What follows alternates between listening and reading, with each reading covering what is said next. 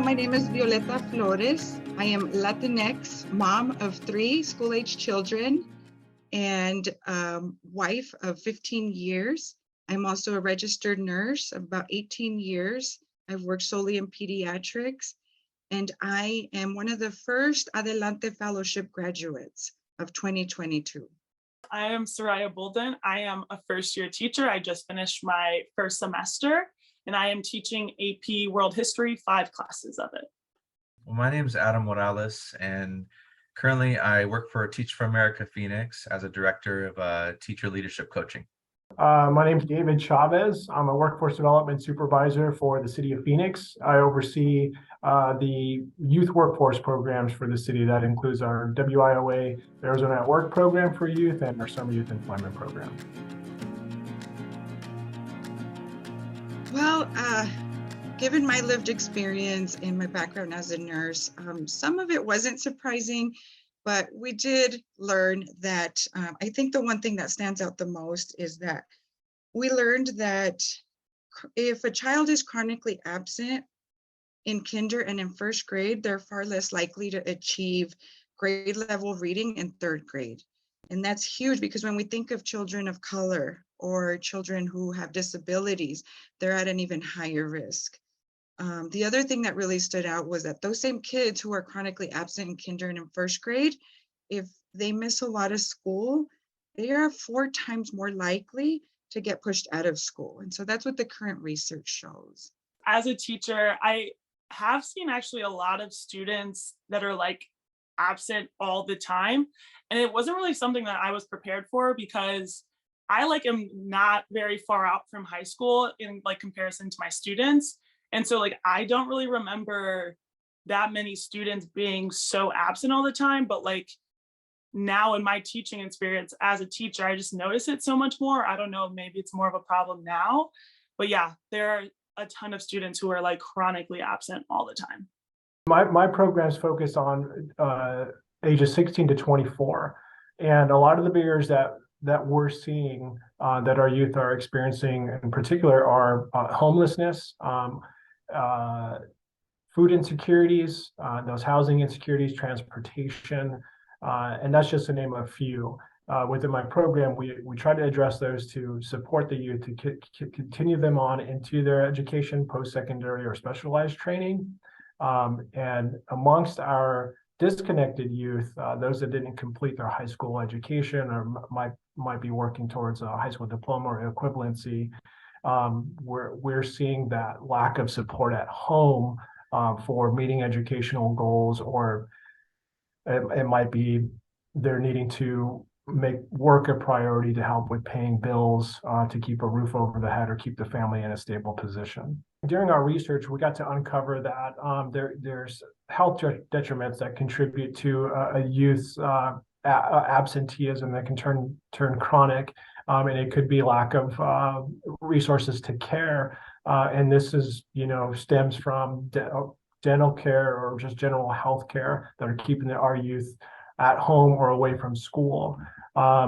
Coming from a workforce background, I know it's not often a priority for education or to finish school. It's are our youth helping out or contributing at home, be it with day-to-day responsibilities or going out and getting a second or a first or second job to help with the parent or guardian or non-adult grandparents that are supporting them at home to keep a roof over their head and food on the table. We've seen that there are other responsibilities at home. There's other requirements or demands of support needed at home, or there could be a lack of accountability and structure. There could be that they don't like their teacher. I've heard that before.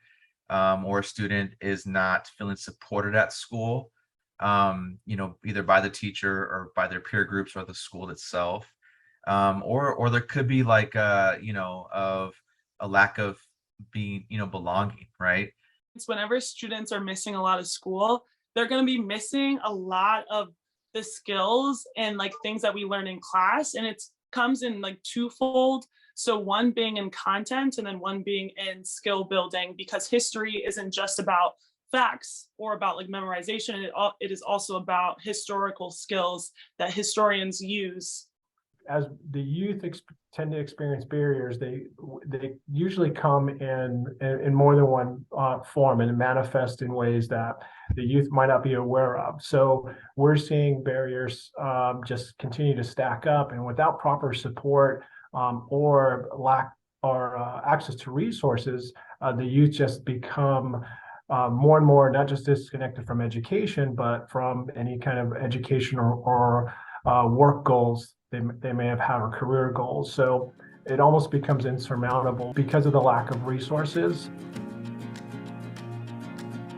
And so if a student misses more than 3 days in a quarter, for example, then, that would trigger either the school nurse or the counselor at the school, assuming that they have that resource, or even the principal, to contact the family or the student's home and say, hey, I noticed you've had more than 3 absences. I just want to check in on you. And so it's that connection piece that we found that really is what impacts the student's ability to make it to school or not.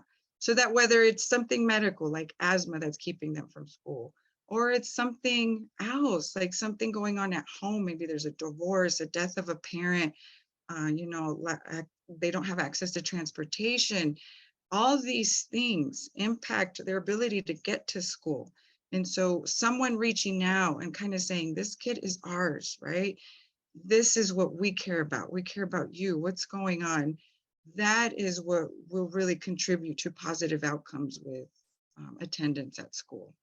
Yes, so teaching when students are chronically absent, you definitely have to adapt and try to just get them like their review and the content that they missed as best as you can. I always try to make myself available to my students. And so that does mean like eating up more time that like I'm not in my contract hours, unfortunately, but like I will like have my lunch open for them and they can come in and do some content review and some skill building, or then after school as well. And then also too, like I do rely a lot on technology as well, and telling students like, go check on Google Classroom, uploading everything to Google Classroom and making sure that students are able to do that work. And like almost like it's like being in class, but at home if they are able to do that. What we were able to expand upon is just the crucial role that educators and that school support system has for that youth and in the family in general. We found that those school districts that have very active educators that were kind of doing more than just what's needed at school, but actively investing attention or effort into a youth or an opportunity youth or a disengaged youth would have upward trends for them staying on towards completion of a high school diploma and seeing that as a stepping stone towards education or career goals. And same with supporting the family unit, making sure that they were actively involved in discussions with guardian, not about the mom or dad who was caring for the youth, to make sure that the youth felt support up from every angle at school and at home. Whether you're a teacher, a school leader, or anyone in any kind of profession, if you want a strong culture, if you want strong relationships, if you want strong, people to people interactions, you have to dedicate time to it, right? So I feel that like, how do you get that information? How do you learn about students and what they're going through? I think you have to put in structures in your practice to allow you to do that. As a teacher, in my second and third and fourth year, I spent the whole first week after school almost going to every single student's house and who I taught, just to do a home visit, introduce myself, give them my my school card that has all my my classroom website and access to me as a teacher. And a lot of my students lived in apartments, right? So they around the school, so I could go walk around, and then they're all hanging out and they all see Mr. Morales walking around.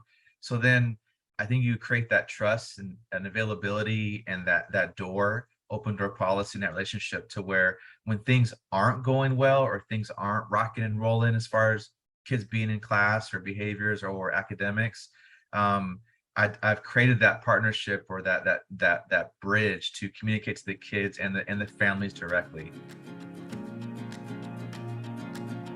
As long as when we're looking at making a policy decision, a research decision, I'm always on the side of being responsive to a community, so responsiveness is so key.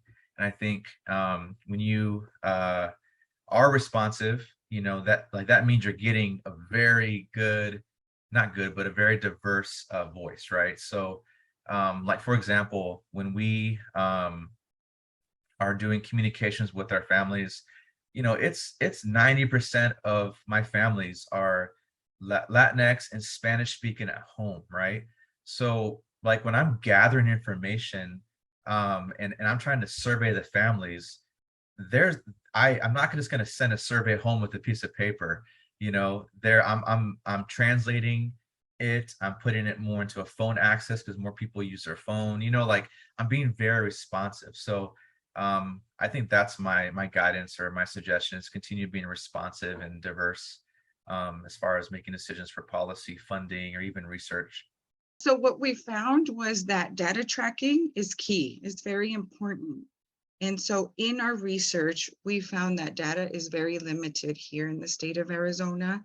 And so what we would like to see moving forward in the future is for the state and the districts moving forward to actually reporting the numbers of chronic absenteeism. So I think if there was data available, tracking zip codes and chronic absenteeism, anything that's disclosed purpose-wise, we would be able to see that need and address it to prevent and plan moving forward. So chronic absenteeism is no longer an issue. I do also recognize the power is working alongside the families and alongside the kids, that like, hey, I'm not here to, I'm not the owner of all the everything right and great. You also have a lot of power, and the way that we're gonna work through these issues is us together. So I really had that mindset of like in partnership alongside, learning from each other. That was kind of my approach. As a parent of 3 children and someone who knows what it's like to have a child miss school often for a medical reason, I urge principals and teachers to remember that they have great power in how they meet children every day when they walk into their classroom and in their schools. And so establishing a basic connection with them, reminding them that they are seen and heard and that they know their name is a great way to establish that relationship so that when a family or a child does need help and they're struggling to get to school and they need help, they will feel safe enough to receive the help. I think like in education, especially in Arizona, there there's I guess the stigma that someone who has all the information or the answers, they got to be like, a veteran in the game, they have to have X amount of years.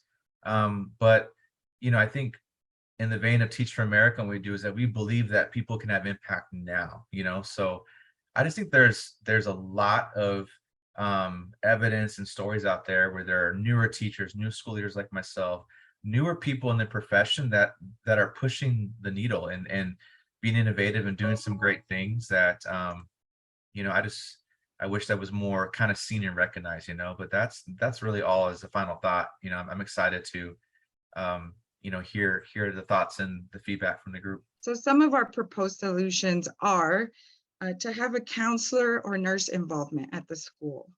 Somebody to check in with the family, call them up, say, hey, I saw that you're missing school. How can we help? The other proposed solution would be community collaboration. And so there's already been talk about the concept of community schools.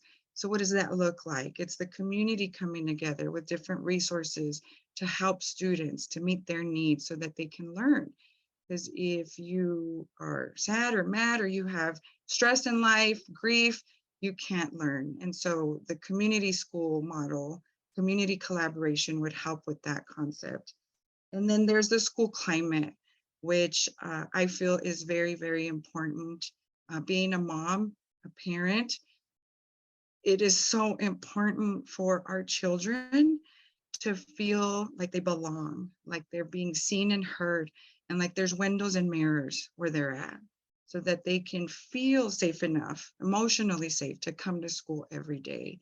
And so school climate is key. Is the principal and are the teachers, looking at the students and saying, I'm so glad you're here today. Please come back, or I can't wait to see you again tomorrow. It's those very basic but very impactful things that make a huge difference. So there are several different like support systems that are not just like from me, but also from my school system. So in general, every day I like tell my students, I'm so glad to see you. I welcome them in the door every single time because I want them to feel like they are welcomed and that like they are wanted in class. And then even for those students who are chronically absent, I make it a point to say like how happy I am that they are in class this one day that they came that week. And then also too, we do have incentives like if students are ever failing, which typically in my class, if you're ever failing, it's really because you're absent. But if they are failing, then they have to come after school for like an extra hour. And it's pretty much like a study hall. If you're failing, you get makeup work and you get retaught that stuff that you were missing. And then also too, for the different breaks that we have for like school, students who are failing also have to come in for a few days during that break to make up that work and to get retaught that work that they were missing because of being chronically absent. Yeah, I think one of the biggest, factors, I think, to, I don't know if the right term is successful classroom or a classroom that has high impact. And my measure of that is like, all kids' learning needs are met, all kids are, feel joyous in the classroom, all kids are showing growth or achievement and academically and socially. So when that culture is rocking in general, there's usually a strong correlation of that. Most kids are coming to school. They're motivated. They want to be there, and they're contributing to that culture, and it's diverse culture. So when you have a situation where one or even up to 4 to 5 kids are chronically absent or consistently absent, I think one thing that you see is that it impacts the classroom culture. It impacts the potential learning that could be happening in the classroom. And I think that's a negative impact for everyone involved. And then, so that's more like on a community class level. And then I also think too, and not, I think I've seen it where, there's students, I think all students can contribute, right, to groups or teams, but also themselves. So when you see students who are not consistently attending, or there's reason at the school or not the school for attending, I think it also impacts the individual as well, which later impacts the whole classroom. But yeah, I just feel classroom culture, the systems, relationships, the leadership of all the kids together, when that's rocking as a whole classroom, the learning succeeds, the academic results are present. So when you have kids who are consistently not there, I think it impacts the classroom culture, which ultimately impacts the success of all kids. Actually, the classroom environment, I try to make it so that it's very like homey. Everyone knows each other, everyone is comfortable in the room with not just like me as a teacher, but also with each other. And so with the students who are chronically absent, this sounds really bad, but like students genuinely do forget that like they are in class or like they have the same period with them. Like there will be times where I like call on a student asking if they are there or like asking for them for a favor. And multiple students will be like, who is that student? And I have to be like, this is the student who has been here since the first day of class, but because they are chronically absent so much, students like genuinely forget that they aren't there. And then also too, it makes it harder for the students because like we do a lot of collaboration in my class. And so when there is like group work or if there is partner work and someone's partner is missing, it makes it harder for that one student who was there, and they have to then take up that absent partner's workload or whatever they are doing at that time. As a principal, we had basically a threshold, right, to where every classroom takes attendance. So we kind of had a threshold that, okay, if a student is absent 3 days consecutively or 3 days in a week, so they can miss a Monday, Tuesday, then a Thursday. If that ever happens, I'm notified right away. So then I can start doing what I do as a principal. I can, do a home visit, call home, have a one-on-one with the family or the student, and start learning about what's happening um, at a very early on stage, right? And then if that capacity is too much, then I have my assistant principals, we have our school counselor, um, and so because in Arizona, if a kid is 10 days unexcused consecutively, which happens a lot, they're dropped automatically. So they're withdrawn automatically. So our job is to like really prevent that from happening. So like that's another structural thing. I talked about the relationships. So all parents and families and kids and community support members, churches and local nonprofits, they got to know that there's a bridge with the school. So I think building those, and that's through events, that's through communications from me and my team, and that's through the teachers, and just getting them in front of our kids, making sure our kids have access to that.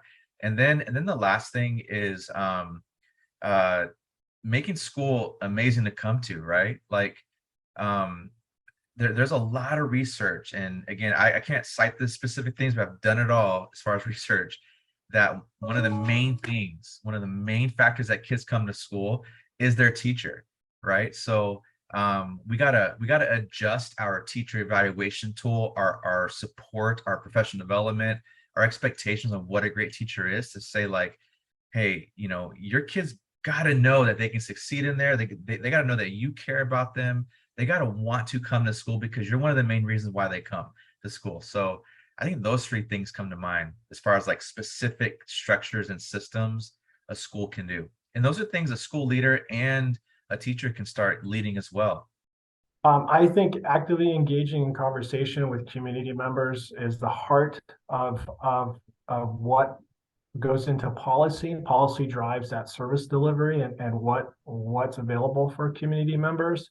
I think taking part in town hall meetings or being involved with school board meetings, so you're hearing from community members, you might be hearing from directly from our youth that we're serving. That way they know or are aware of the decisions that are being made or need to be made in policy to keep up with these new barriers and what the new pathway is going to look like for our youth to continue to have upward mobility.